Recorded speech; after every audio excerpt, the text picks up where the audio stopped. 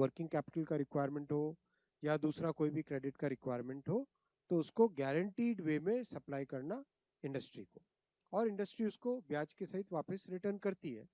तो ये बहुत ही अच्छी स्कीम बनी थी और इसमें 100% गारंटी की कवरेज हुई थी। अब तक इसमें करीब करीब 1 करोड़ एमएसएमईज को ईसीएल, ईसीएल, ईसीएलजीएस, इसमें करीब 1.1 करोड़ एमएसएमईज को बेनिफिट मिल चुका। मैं आपको डिटेल एक चार्ट बताता हूँ इसके बाद में। और 3.7 लाख करोड़ रुपीस की गारंटीज अब तक एक्सटेंड हो चुकी है। बहुत इसका बेनिफिट मिला है।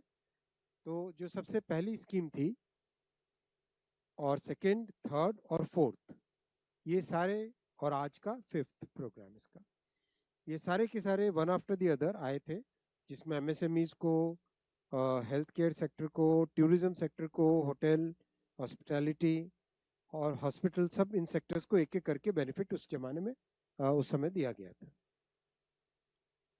आज जो ECLGS 5 लाया गया है, ये इन सबसे बड़ा स्कीम है,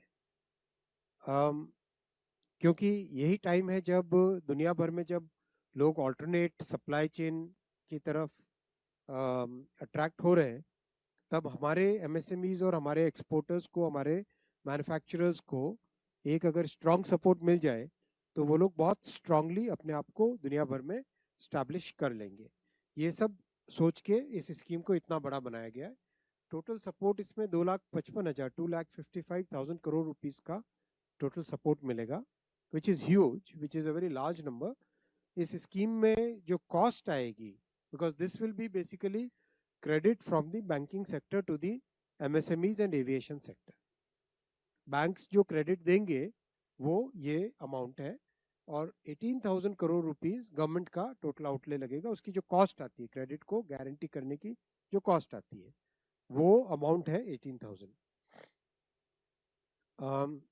इसमें दो अलग अलग कैटेगरीज हैं। जो एमएसएमईज हैं उनके लिए up to 20% of the fund based working capital, 100 crore rupees के ऊपर जितना है, जितना क्रेडिट का रिक्वायरमेंट है उसका 20%।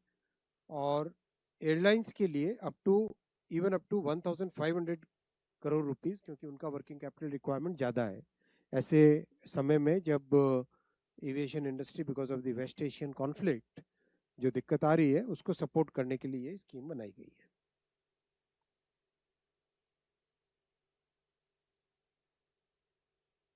सभी एमएसएमईज, बाकी इंडस्ट्रीज, एयरलाइंस, इन सबको इसका बेनिफिट मिलेगा।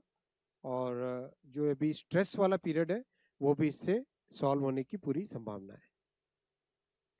थर्ड पॉइंट, नेक्स्ट पॉइंट आता हूँ, ship repair facility eight Vadinar. आपने अभी हाल ही में देखा होगा, एक के बाद एक ship manufacturing, ship repair, maritime reforms, shipping sector में बड़े रिफॉर्म्स लिए गए, बिकॉज आज विश्व भर में people are looking for a trusted partner in the manufacturing of ships. इस सेक्टर में दुनिया एक अच्छे पार्टनर को ढूंढ रही है, तो उसमें भारत अपने आप को स्थापित कर सकता है। और भारत का तो जो मैरीटाइम इतिहास है, जो ट्रेडिशन है, बहुत लंबा ट्रेडिशन है हमारा, बहुत लंबा ट्रेडिशन है मैरीटाइम ट्रेडिशन। तो भारत एक नेचुरल इसके लिए प्लेयर की तरह उभर रहा है। आज के इस प्रोजेक्ट में वाडिनार गुजरात में शिप रिपेयर क्लस्टर इनिशिएटिव लिया गया है 1570 करोड़ रुपीस का। 2 फ्लोटिंग ड्राई डॉक्स होंगे इसमें, 300 मीटर्स इन लेंथ, और डीप नेचुरल ड्राफ्ट है यहाँ पर, जिसपे 14 मीटर की ड्राफ्ट है। 14 मीटर की ड्राफ्ट माने बहुत बड़े शिप्स भी यहाँ पर आ सकते हैं। ड्राफ्ट यानी उसकी कितनी नेचुरल गहराई है पानी की, जिसके अंदर शिप्स आ सके। जितना गहरा उतना बड़ा शिप वहाँ पे आ सकता है।